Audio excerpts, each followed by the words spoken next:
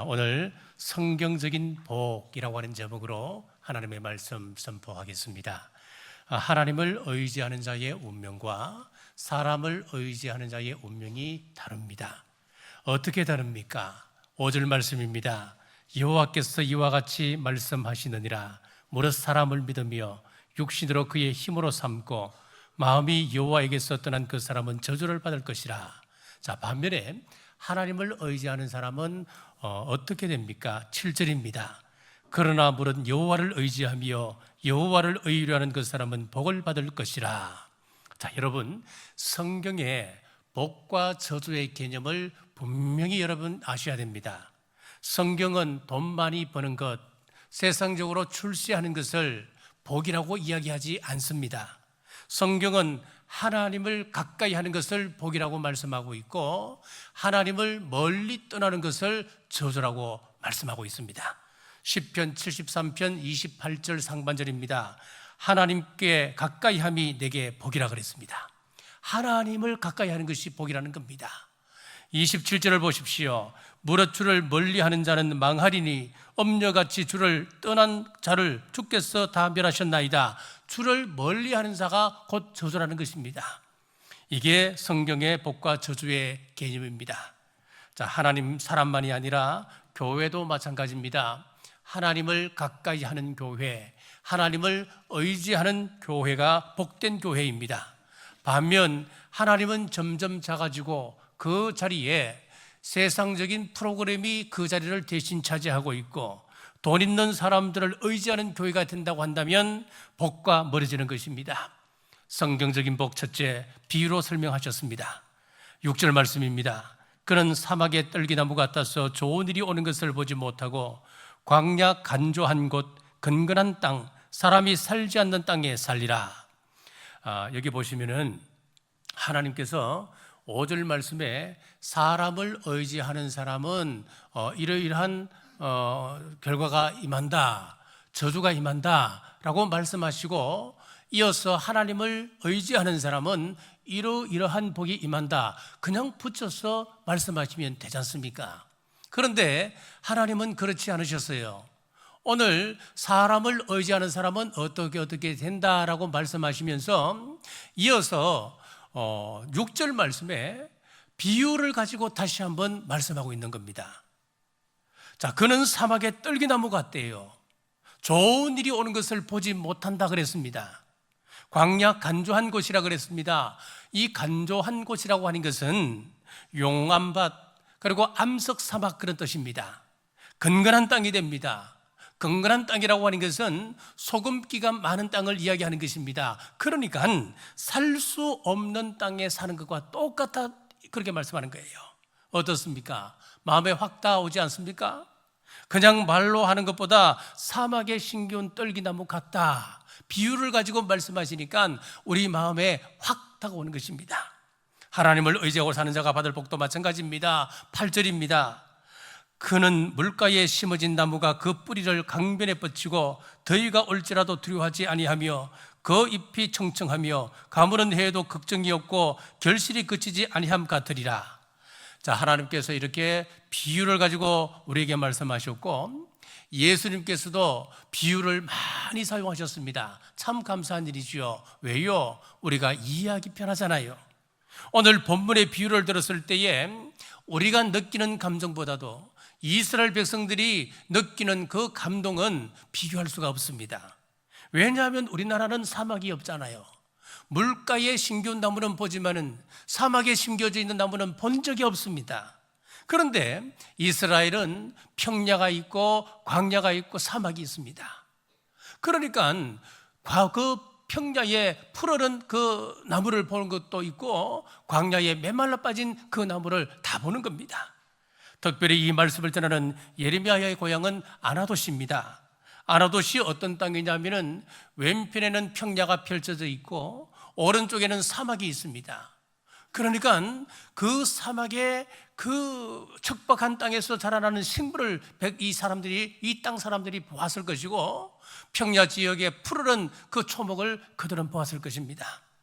그러므로 예레미야는 어렸을 때부터 물가에 심긴 나무와 사막에 심긴 나무를 동시에 보며 자랐을 것입니다. 자, 두 곳에서 자란 나무의 차이를 살펴보면은 첫째는 크기가 다릅니다. 사막에 심겨온 나무는 클 수가 없습니다. 생존에 급급하기 때문에 그렇습니다. 그러나 물가에 심겨온 나무는 크게 자랍니다. 둘째는 색깔이 다릅니다. 사막에 심겨온 나무는 생기가 없습니다. 그러나 물가에 심겨온 나무는 푸르릅니다. 셋째는 잎사귀 모양도 다릅니다. 사막에 심겨온 나무는 잎사귀가 뾰족합니다. 대표적인 식물이 선인장입니다. 얼마나 그 가시가 많습니까? 날카롭습니까? 왜 그렇습니까? 수분이 증발되는 면적을 최소화해야 하기 때문에 그런 겁니다. 자, 예루살렘 눈물교회에 가면은 예수님의 머리에 씌웠던 그 가시면류관, 가시관, 그 가시관을 만들었던 가시나무가 눈물교회 앞에 심겨져 있습니다. 지난번에 성지순례를 갔을 때에 한 번씩 다 만져보라 그래서 그 가시나무의 가시를 한번 만져보았습니다. 참 날카롭습니다. 굉장히 강력합니다. 철조망의 그 가시보다도 더 날카롭습니다. 왜 그렇습니까? 물이 귀한 곳에 자라다 보니까 그렇게 될 수밖에 없는 겁니다. 그런데 시냇가에 심겨온 나무는 나뭇잎이 넓습니다. 넷째, 사막에 심겨온 나무는 외롭게 홀로 있지만 반면에 시냇가에 심겨온 나무는 많은 나무들이 함께하고 있습니다. 다섯째, 사막에 심겨온 나무는 많은 열매를 기대할 수 없지만은 시냇가에 심겨온 나무는 8절 하반절에 결실이 그치지 아니함 같으리라 많은 열매를 기대할 수 있습니다. 자, 이러한 사실은 무엇을 가르쳐 줍니까? 잘난 나무, 못난 나무가 중요한 것이 아니라 그 나무가 어디에 심겨져 있느냐가 그들의 운명을 결정한다는 것을 가르치고 있습니다. 아무리 잘난 나무라 하더라도 사막에 옮겨져 심겨져 있다면 그 나무는 뻔하지요. 그 운명은 처절해지는 것입니다. 반대로 좀 못난 나무일지라도 그 나무가 시냇가에 깊이 뿌리 내려 자라고 있다면 그 나무는 아주 풍성한 열매를 맺게 되는 것입니다. 그래서 나무는 교만해서는 안 됩니다. 왜냐하면 나의 운명을 결정짓는 것은 나의 자질의 문제가 아니라 환경이 더 큰 영향을 주기 때문에 그렇습니다. 이 원리는 신앙에도 똑같이 적용됩니다. 내가 어느 곳에 있느냐에 따라서 나의 인생이 달라집니다. 은혜가 풍성한 곳에 내 영혼이 심겨져 있다면 그는 풍성한 삶을 누릴 수가 있습니다. 반대로 영적으로 메마르고 건조하고 하나님의 은혜가 떠난 곳에 머물러 있다면 메마른 존재가 될 수밖에 없는 것입니다. 그렇습니다. 이렇게 본다면 저나 여러분은 대단한 존재가 아닌 것을 알 수가 있습니다. 사회에서도 그렇습니다. 교회에서도 그렇습니다. 내가 대단한 존재라서 대단한 일을 하고 있다고 생각하십니까? 착각입니다. 어떤 분은 그럽니다. 내가 아니면 교회가 안 되니, 내가 아니면 교회가 무너질 것 같으니까 교회 일에 깊이 관여한다. 뭐 이런 이야기를 하잖아요. 그러나 미안하지만 우리는 그런 존재가 되지 못합니다. 한국 교회의 문제가 무엇입니까? 자꾸 잘난 나무를 찾는 겁니다. 자꾸 모범적인 멋진 나무를 찾는 것이지요. 모델이 될 만한 멋진 그리스도인을 찾는 것입니다. 그러나 시간이 지나면 다 변질됩니다. 사람 대단치 않습니다, 여러분. 제 아무리 잘난 나무를 하더라도 환경이 메마르면 자기가 무슨 수로 큰 나무가 될 수 있습니까? 좀 못났지만은 좋은 영적인 환경에 있어 자라나면 더 크게 자랄 수가 있는 것입니다. 한번 생각해 보십시오. 영성이 뛰어나고 정말 좋은 성품을 가진 사람이 북한 땅에 산다고 한번 생각해 보십시오.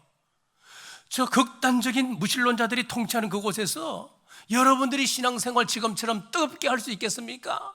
지금 여러분의 이 위치에까지 여러분들이 잘할 수 있다고 생각하십니까? 힘든 거예요. 그런 환경 속에서는 안 되는 겁니다. 그러므로 나는 어떤 환경 속에 던져놔도 내 신앙 지켜나가고 나는 신앙생활 열심히 정말 모범적인 성도가 될 수 있다라고 함부로 할 수 없는 것입니다. 오늘 말씀을 통하여 겸손의 은혜가 여러분에게 있기를 주님의 이름으로 축복합니다. 경주 남부교회라고 하는 좋은 영적인 환경에서 신앙생활하고 있음을 감사하는 우리 모두 되시길 주님의 이름으로 축복합니다. 우리는 종종 참 미숙한 인격의 소유자를 만납니다. 성격이 까칠합니다. 마치 사막의 선인장처럼 그 성격이 삐쭉삐쭉 가시처럼 돌출되어 있는 분이 있습니다. 우리가 환경의 중요함을 안다면 그들을 이해할 수가 있습니다. 그분이 자라온 환경이 영적으로 참 메마른 곳이었겠구나. 그래서 저렇게 사람이 뾰족뾰족하게 되어 있는 것이구나. 저 사람의 영을 고치시기 위하여 우리 교회에 보내주셨고, 그리고 나를 그 사람에게 붙여주셨구나. 이렇게 우리가 이해하고 생각한다면 우리는 그 사람을 통해서 오는 어떤 아픔들도 이겨낼 수가 있는 거예요. 시험거리도 이겨낼 수가 있는 것입니다. 그러므로 지금까지 그렇게 살지 못하신 분들은 앞으로는 내가 그 일을 만들어 가겠다 결단하십시오. 또 어떤 집은 어릴 때 그랬다잖아요. 아침마다 성경 한 구절 암송하지 아니하면은 밥을 안 주는 거예요. 얼마나 불편합니까? 그런데 그런 환경에서 어릴 때부터 자라다 보니까 내 신앙이 성숙해져 가는 것도 아니겠습니까? 우리 교회가 1111 운동을 전개하고 있습니다. 억지로라도 성경 일독 1년에 한 번 하게 합니다. 억지로라도 내가 100분의 예배 시간을 채우도록 교회에서 인도를 합니다. 억지로라도 따라오면 우리 믿음이 자랄 수밖에 없는 겁니다. 내가 태어나 보니 불신자 가정에 태어났습니다. 영적으로 메마른 가정에 태어난 것이지요. 그것은 어쩔 수가 없습니다. 여러분의 책임이 아닙니다. 그러나 이제부터 신앙생활을 하면서 신앙적인 분위기를 못 만든다면 그 책임은 나에게 있는 것입니다. 교회도 마찬가지입니다. 여러분, 교회를 위하여 꼭 기도하셔야 됩니다. 다른 이유가 없습니다. 나 스스로를 위해서 기도해야 하는 겁니다. 우리 교회가 은혜가 풍성해야 내가 좋은 나무로 자랄 수 있는 것 아니겠습니까? 그러므로 환경의 소중함을 여러분들이 아신다면 교회를 사랑할 수밖에 없는 것입니다. 나의 행복과 직결되기 때문에 그렇습니다. 저는 우리 교회를 뼈에 사무칠 만큼 저는 사랑합니다. 그래서 만나는 사람들마다 우리 교회 장로님들 자랑합니다. 우리 교회 성도님들 저는 자랑합니다. 우리 남부교회를 자랑합니다. 그렇습니다. 우리 입에서 우리 교회는 좋은 교회야, 우리 교회는 행복한 교회라고 하는 고백이 나와야 하는 것입니다. 나는 우리 교회가 너무너무 자랑스럽다. 내가 이곳에서 영적인 양식을 공급받고 매일 기도함으로 우리의 영혼의 호흡을 지속시켜 나가는 것이며, 이곳에서 나의 자자손손들이 하나님의 복을 누리는 내 삶이요 내 자랑이다. 이 고백이 나와야 하는 것입니다. 이 고백이 없다면 여러분들이 신앙생활을 하고 있다고 하지만은 불행한 것입니다. 우리 교회가 좋은 교회인 이유는 하나님의 은혜가 머무는 곳이기 때문에 좋은 교회입니다. 우리 남부교회에 생수 같은 은혜가 지속되고 더 충만하시길 주님의 이름으로 축복합니다. 둘째, 신앙인들이 하기 쉬운 오해입니다. 8절입니다. 그는 물가에 심어진 나무가 그 뿌리를 강변에 뻗치고 더위가 올지라도 두려워하지 아니하며 그 잎이 청청하며 가무는 해에도 걱정이 없고 결실이 그치지 아니함 같으리라. 자, 우리가 신앙인이 되었습니다. 예수 그리스도를 나의 주 나의 하나님으로 고백하여 우리가 하나님의 자녀가 되었습니다. 우리가 신앙인이 되고 나면은 한 가지 오해하기 쉬운 문제가 나타나게 됩니다. 시내가에 심긴 나무가 되었을 때에 어떤 오해를 하게 되느냐 하면은 그때부터는 만사형통할 것이라고 오해를 하게 됩니다. 그러나 성경은 분명히 말합니다. 영적으로 시냇가에 심겨진 사람일지라도 고통과 시련이 있다고 말씀합니다. 분명 물가에 심겨진 나무입니다. 그 뿌리가 강변에 뻗어 있습니다. 그런데 뭐가 온다고 오늘 말씀합니까? 더위가 온대요. 가뭄의 해를 당하기도 한다는 거예요. 그렇습니다. 예수님을 믿으면 내 삶에서 어려움과 실패와 고통과 고난이 물러가는 것이 아니라는 것입니다. 성경에서 분명히 말씀하시는 것은 신앙인들이 이러한 고통과 시험과 환난을 당할지라도, 더위가 올지라도 그 더위가 나를 무너뜨리지 못한다고 하는 것입니다. 가뭄이 안 온다는 것이 아닙니다. 태풍이 안 오는 것이 아닙니다. 태풍이 옵니다. 여러분, 예수님 믿으면 교통사고 안 당하는가요? 예수님 믿는다고 옥상에 올라갔다가 뛰어내렸습니다. 떨어졌습니다. 그러면 다 다리가 부러지는 것 마찬가지잖아요. 여러분, 예수님을 믿으면 병에 안 걸립니까? 예수님 믿으면 이별이 없는 것입니까? 사업에 실패할 수도 있습니다. 암에 걸릴 수도 있습니다. 어려움에 직면할 수도 있습니다. 그런데 세상 사람들과 차이가 하나 있다고 한다면 그 어려움이, 그 고난이, 그 고통이 나를 넘어뜨리지 못한다고 하는 사실입니다. 그것이 바로 예수님을 믿는 기쁨입니다. 여호와를 의지하는 자는 사망의 엄침한 골짜기를 지나갈 것이지만 주님께서 함께 하심을 경험하는 것입니다. 주의 지팡이와 막대기가 나를 안위하고 계신 것을 체험할 수 있게 되는 것입니다. 여러분이 사막 같은 거친 골짜기를 지나갈지라도 무너지지 않는 인생 되시기를 주님의 이름으로 축복합니다. 셋째, 무성한 가지 요셉이 받은 복입니다. 창세기 49장 22절입니다. 요셉은 무성한 가지 곧 샘곁에 무성한 가지라 그 가지가 담을 넘었도다. 요셉을 어떻게 묘사하고 있느냐 하면은 그는 가지인데 어디에 있다고 이야기합니까? 샘 곁에 있는 가지다라고 묘사를 하고 있습니다. 요셉의 생애를 보십시오. 고난이 없었습니까? 가뭄도 오고 태풍도 오고 온갖 고난이 왔습니다. 그런데 그의 인생의 특징이 무엇이냐 하면은 고난 가운데 무너지지 않는 인생이었습니다. 얼마나 많은 고난이 있었습니까? 형들에 의해서 노예로 팔려갔습니다. 억울하게 감옥에 들어갔습니다.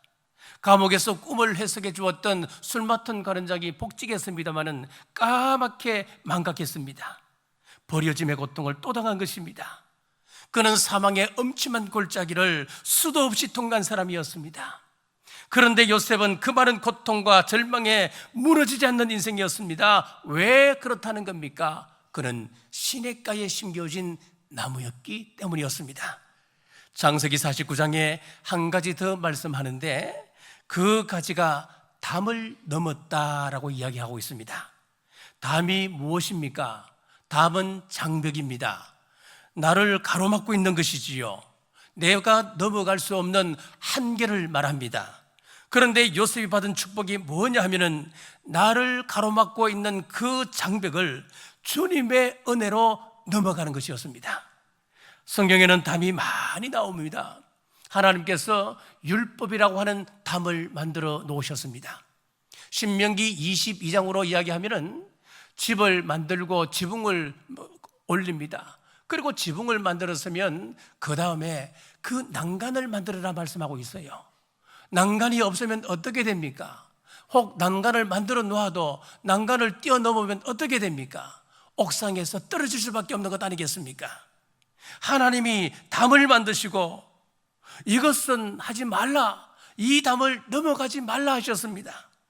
이것은 하나님이 우리를 사랑하셔서 사랑의 울타리를 치신 것이었습니다. 왜 넘어가지 말라고 하셨을까요? 어린 양이거든요. 양은 울타리 바깥 세상을 늘 동경합니다. 그래서 넘어가려고 합니다. 그래서 그 울타리를 넘어 밖으로 나가면 뭐가 기다리고 있는 줄 아십니까? 늑대가 기다리고 있는 겁니다. 그래서 율법이라고 하는 울타리를 쳐놓고 넘어가지 말라고 한 것입니다. 이것이 얼마나 큰 사랑인지 모르는 겁니다. 율법이라고 하는 울타리를 넘지 않고 하나님의 은혜 가운데 머물게 되면 어떤 복을 받는지 한번 보십시오. 숨겨진 축복이 있습니다. 사람이 쳐놓은 담을 넘어가는 복을 받습니다. 이것이 요셉이 받았던 축복의 신비입니다. 하나님이 쳐놓은 담을 넘지 아니하면 인간이 쳐놓은 여러 제약들, 여러 장벽들을 넘어가는 은혜가 있다고 하는 말씀입니다.